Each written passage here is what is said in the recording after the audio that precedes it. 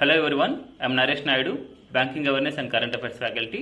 Now we will see a question on financial institutions.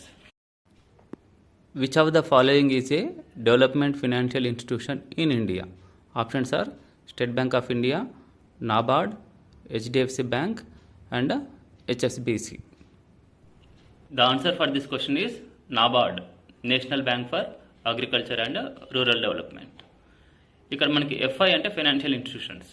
So financial institutions means the institutions which provide finance or credit అంటే loans ఇవ్వడం.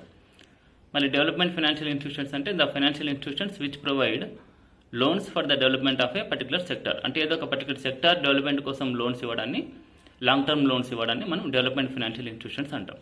ఇక్కడ ఇచ్చిన ఆప్షన్స్లో మనకి remaining 3 options చూస్తే state bank of India, HDFC and HSBC.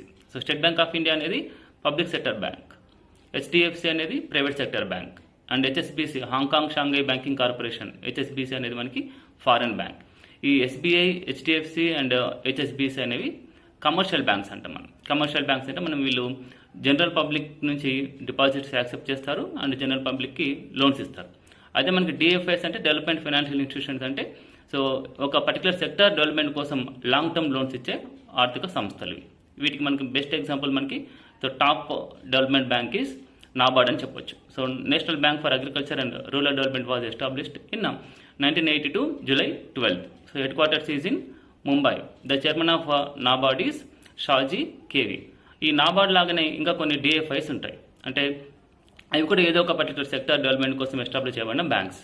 So అవి మనకి మెయిన్గా NHB అంటాం, అంటే national housing bank for the development of housing sector in the country. అలాగే SIDBI small industries development bank of India, so for the development of small scale industries in the country. అలాగే మనకి EXIM bank of India అని ఉంటుంది, అంటే exports and imports bank of India, so for the development of exports and imports sector in the country.